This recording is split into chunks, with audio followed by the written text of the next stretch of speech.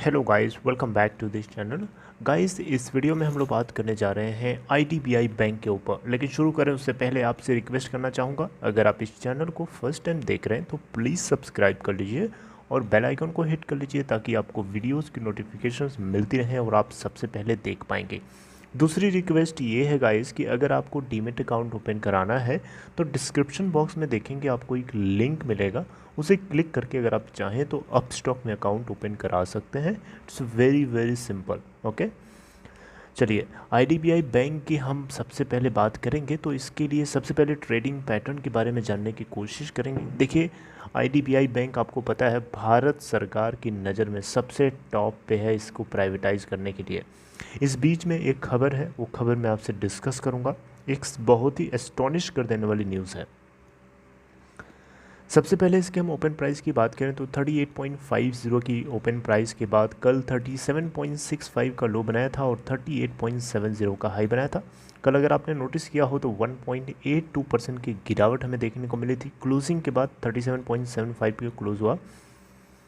77,17,058 total volume trade करता है। Percentage of deliverable quantities 35.26% है। बीएसई के ऊपर अगर आपने नोटिस किया होगा तो 7,23,681 टोटल वॉल्यूम ट्रेड हुआ। 53.04% क्वांटिटीज़ लोगों ने डिलीवरी के लिए उठा के रख लिया। 40,590.32 करोड़ इसकी मार्केट कैप है और इस बैंक का 52 वीक लो है 19.40 का और 52 वीक हाई है 55.75 का। आईडीबीआई बैंक की अगर हम बात करें पीई रेशियो तो 20.15 का है। इंडस्ट्री का अगर हम पीई रेशियो देखें तो इंडस्ट्री का बेसिकली आईडीबीआई बैंक का नहीं है, 20.15 है। और स्टैंडर्ड ऑन बेसिस पे इस कंपनी के price to book value check करेंगे तो 1.40 है और बुक वैल्यू इटसेल्फ देखेंगे तो 26.93 की है। गाइस, हम बात करें टेक्निकली तो बहुत ज़्यादा बुलिश है, बहुत ज़्यादा बुलिश तो नहीं है, लेकिन ये अब आपको डेली बेसिस पे अगर आप देखेंगे तो ये आपको न्यूट्रल देखने को मिलेगा। वीकली बेसिस पे देखेंगे तो आपको बुलिश जरूर मिलेगा और मंथली बेसिस पे देखेंगे तब भी आपको ये न्यूट्रल मिलेगा। देखिए, इस बैंक ने क्वार्टर 4 में बहुत ही ज़्यादा धमाकेदार अर्निंग्स पोस्ट किया था। देखें तो 547 करोड़ का नेट प्रॉफिट बुक किया था इस बैंक ने क्वार्टर 4 में, जबकि 399 करोड़ का नेट प्रॉफिट था इनको क्वार्टर 3 के अंदर। और क्वार्टर 4 में नेट इंटरेस्ट यानी इंटरेस्ट अर्नड यानी इंटरेस्ट एनआईएम की बात करें, नेट इंटरेस्ट अर्नड की, तो ये बैंक को 5787 करोड़ के नेट मिला था। चलिए बात करते हैं सीधे न्यूज़ की। देखिए, किसी भी बैंक, चाहे हम आईडीबीआई बैंक की बात करें चाहे किसी भी बैंक की बात करें, कोई भी बैंक का जब एम्प्लॉयज़, उसके ऑफिसर्स, उसके कर्मचारी अगर ईमानदारी से काम नहीं करेंगे उस बैंक में तो बैंक डेफिनेटली कमज़ोर होता जाएगा और बैंक फियास्को हमें देखने को मिलेगा। अब तो ये आम बात जैसी होने जैसा लगने लग रहा है, क्योंकि येस बैंक हो गया, पीएमसी बैंक हो गया, सिटी बैंक इवन हो गया। सिटी बैंक तो नहीं कहा जा सकता, इसके अलावा बहुत सारे बैंक्स हैं, जिस डीएचएफएल हो गया, आपको पता है एक नॉन बैंकिंग फाइनेंशियल कंपनी है। ऐसे न जाने कितने जो बैंकिंग एंड फाइनेंशियल कंपनीज हैं ये कोलैप्स कर गई हैं, बर्बाद हो गई हैं। इनके पीछे कहीं ना कहीं प्रमोटर जो होते हैं उस कंपनी के और उससे जुड़े हुए जितने लोगों को लोन और टर्म लोन और जितने भी कैश सैंक्शन किया जाता है, इनमें कोई ना कोई फ्रॉड निकलता है जिसके चलते ये बर्बाद हो जाती हैं। आईडीबीआई बैंक में हमें एक बहुत ही एस्टॉनिश कर देने वाली सिचुएशन देखने को मिली। आप ये हेडिंग पढ़िए, CBI books firm directors for cheating IDBI banks 168 crore. IDBI bank के अंदर कुछ लोग, 4 लोग आई थिंक जुड़े थे। एक कंपनी है, गुवाहाटी बेस्ड एक कंपनी है, उस कंपनी के 4 डायरेक्टर्स जो है आईडीबीआई बैंक के साथ लोन लेते हैं, टर्म लोन, और उनको कैश सैंक्शन किया जाता है कि उनको कार खरीदनी है, व्हीकल खरीदनी है। व्हीकल खरीदने के लिए बहुत सारे जितने डॉक्यूमेंट्स लगते हैं सारा का सारा डॉक्यूमेंट जमा किया जाता है, उनको लोन सैंक्शन कर दिया जाता है, क्रेडिट बेसिस पे भी सैंक्शन कर दिया जाता है। इस बीच में फिर होता क्या है कि वो उस लोन को इधर उधर डाइवर्ट करने लगते हैं, यानी उस फंड को डाइवर्ट करते हैं। जो जिस पर्पस के लिए लिया होता है वो पर्पस पूरा नहीं करते हैं, उसको इधर उधर डाइवर्ट करते हैं और बाद में पता चलता है कि वो लोन जो है, जो कि 153.38 करोड़ रुपए का, ऑलमोस्ट 168 करोड़ कह सकते हो, क्योंकि यहाँ पे और भी चीज़ें उसमें एडेड हैं। ठीक है। तो फाइनली क्या हो जाता है, एक नॉन परफॉर्मिंग एसेट्स हुआ, यानी बैंक के लिए वो एक नॉन परफॉर्मिंग एसेट की तरह काम करने लगता है, यानी बैंक को वापस ही नहीं मिलता है, ना उसके लोन्स मिलते हैं, ना उसको एमआईज मिलती हैं, कुछ नहीं मिलता है।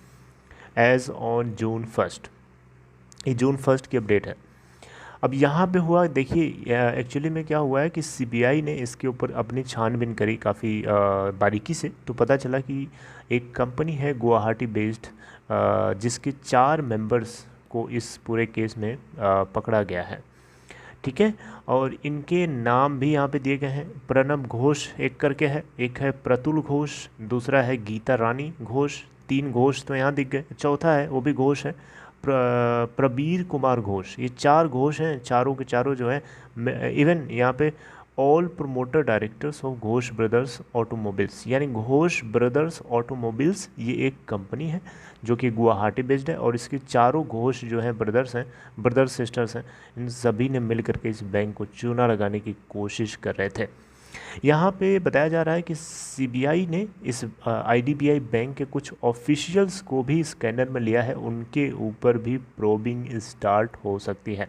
अब देखिए, ताली एक हाथ से नहीं बजती है, समझ रहे बात को, ताली दोनों हाथों से बजती है, एक हाथ से नहीं बजती है। तो आईडीबीआई बैंक के कुछ न कुछ ऑफिशियल्स का भी कहीं ना कहीं मिली भगत जरूर होगी, जिसके चलते ऐसा हुआ है।